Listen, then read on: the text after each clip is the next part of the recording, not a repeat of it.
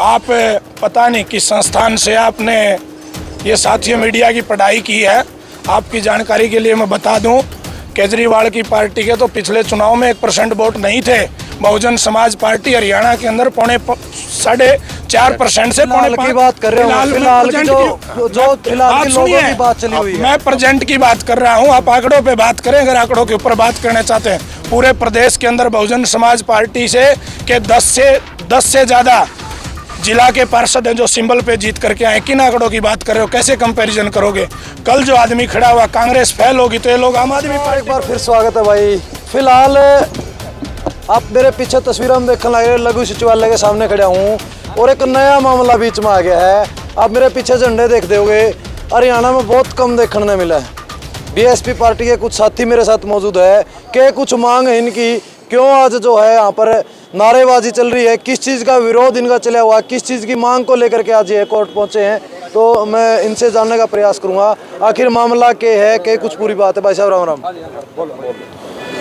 आज पूरे हरियाणा के अंदर बहुजन समाज पार्टी की हाईकमान के दिशा निर्देश के अनुसार लंबे समय से 2014 से लेकर के जो स्कॉलरशिप का घोटाला हरियाणा प्रदेश के अंदर हुआ और उसके बाद जब से भारतीय जनता पार्टी की सरकार केंद्र में आई है और हरियाणा के अंदर बीजेपी और जो जेजेपी की गठबंधन की सरकार है, ये सरकार जब से सत्ता में आई है, गरीब लोगों के बच्चों को पढ़ने के लिए जो स्कॉलरशिप मिलती थी, सरकार ने उस स्कॉलरशिप के अंदर कटौती की है।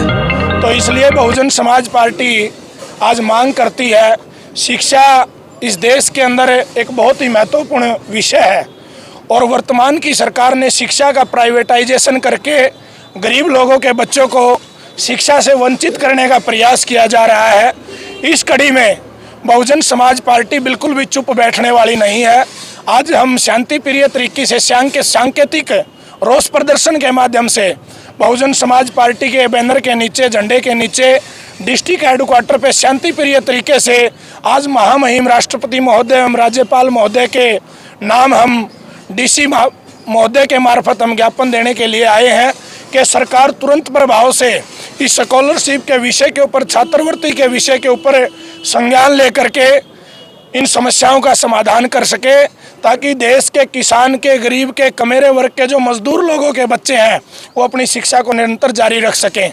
बीएसपी पार्टी ईब लकड़ सुती थी, ईब कुकर जाएगी। ये घोटाले, ये मामले तो काफी लंबे पुराने हैं, आप उस टाइम से कब क्यों चुप थे? देखिए साथियों, मीडिया के माध्यम से मैं बताना चाहता हूँ, बहुजन समाज पार्टी का काम करने का एक तरीका है, हो सकता है आपकी जानकारी में नहीं आई हो। ये केंद्र की सरकार जब वर्तमान समय में जो न्यू एजुकेशन पॉलिसी लेकर के आई, बहुजन समाज पार्टी के राज्यसभा के सांसद माननीय अशोक सिद्धार्थ जी इस देश की पार्लियामेंट में एकमात्र ऐसे सांसद थे बहुजन समाज पार्टी के जिन्होंने सबसे पहले सरकार की इस गरीब विरोधी शिक्षा नीति के खिलाफ आवाज़ उठाई थी। बहुजन समाज पार्टी का काम करने का एक तरीका है और बहुजन समाज पार्टी इस देश की अनुशासित पार्टी है। बहुजन समाज पार्टी संविधान को अपना घोषणा पत्र मानने वाली इस देश की एकमात्र पार्टी है।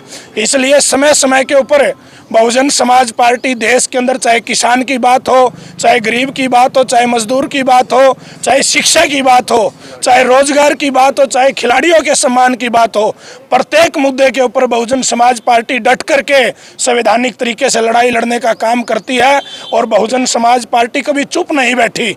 बहुजन समाज पार्टी निरंतर गरीब लोगों के हक हकूकों को बचाने के लिए संघर्षरत रहती है। खिलाड़ियों का जिक्र किया आपने, खिलाड़ियों के ऊपर क्या स्टैंड आपकी पार्टी का? खिलाड़ी आज इतने लंबे समय से धरने पे बैठे हैं, तो उसके ऊपर किस तरीके से आप उनका सपोर्ट कर रहे हो? देखिए, रही बात खिलाड़ियों की, कि हमारी पार्टी के जो वहाँ की जो यूनिट है और जो उत्तर प्रदेश की जो यूनिट है, धरने के ऊपर जा करके हमारी पार्टी ने उनका समर्थन करने का कार्य किया। जो उनकी वाजिब मांगे हैं, जो उनके खिलाफ, जो उनके महिलाओं पहलवानों के खिलाफ उनका जो यौन उत्पीड़न की जो घटना सामने आई है, हमारी तरफ से पुनः मांग, हम पहले भी डिस्ट्रिक्ट हेडक्वार्टर पे राज्यपाल के नाम ज्ञापन दे चुके हैं और आज हम पुनः आपके माध्यम से कहना चाहते हैं कि बहुजन समाज पार्टी की राष्ट्रीय अध्यक्षा स्वयं एक महिला है और उस महिला को पूरी दुनिया के अंदर आयरन लेडी का खिताब प्राप्त है।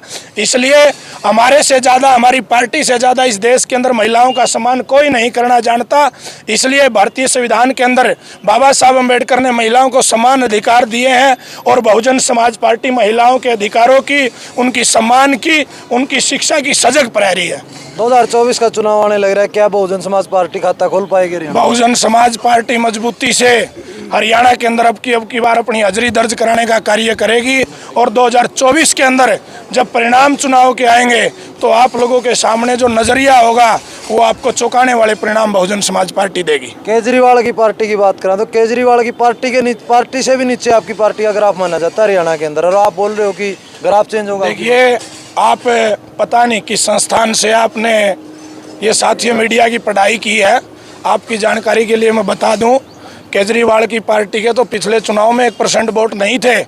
बहुजन समाज पार्टी हरियाणा के अंदर 4.5% से 5.5 की बात कर रहे हो। फिलहाल की लोगों की बात चली हुई है। मैं प्रेजेंट की बात कर रहा हूं, आप आंकड़ों पे बात करें। अगर आंकड़ों के ऊपर बात करना चाहते हैं, पूरे प्रदेश के अंदर बहुजन समाज पार्टी से के 10 से ज़्यादा जिला के पार्षद हैं जो सिंबल पे जीत करके आए। किन आंकड़ों की बात कर रहे हो? कैसे कंपैरिजन करोगे?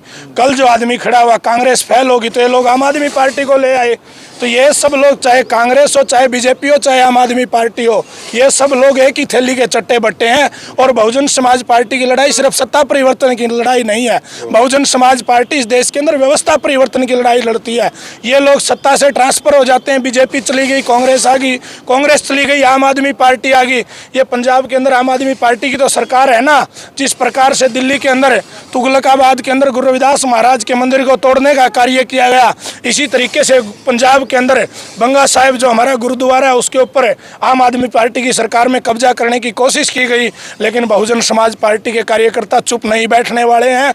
और आप आंकड़ों के ऊपर बात करोगे तो मैं आपको तमाम बातें आपके मैं रखने का कार्य कर सकता हूं। 2024 में सभी सीटों के ऊपर पार्टी चुनाव लड़ेगी। बहुजन समाज पार्टी देश की राष्ट्रीय पार्टी है। आज तक कांग्रेस आज से 100 साल पहले बनी थी। कांग्रेस आज तक इस देश के अंदर 300 से ज़्यादा सीटों पे लोकसभा का चुनाव नहीं लड़ा पाई। बहुजन समाज पार्टी 535 सीटों के ऊपर पूरे देश के अंदर लोकसभा का चुनाव लड़ाती है। और पूरे हरियाणा प्रदेश के अंदर 90 की 90 सीटों के ऊपर बहुजन समाज पार्टी अपने बलबूते के ऊपर चुनाव लड़ करके जो भी तमाम समस्याएं हैं, बहुजन समाज पार्टी के कार्यकर्ता 2024 के बाद आपको विधानसभा के अंदर इन मुद्दों को उठाते हुए नजर आएंगे। Thank you. तो भाई आपका क्या कहना है? बहुजन समाज पार्टी के समर्थक बोल रहे हैं कि वे 2024 में सरकार बनावांगे, लेकिन फिलहाल की बात करी के जाओ तो समर्थक टोए कौन पाएंगे? बीएसपी पार्टी के कड़िया में चले जाओ, बीएसपी पार्टी के समर्थक अपना टोने पड़ेंगे तो सरकार किस तरह बनेगी, एक बड़ी बात है। तो अपनी राय जरूर दियो कमेंट में। धन्यवाद।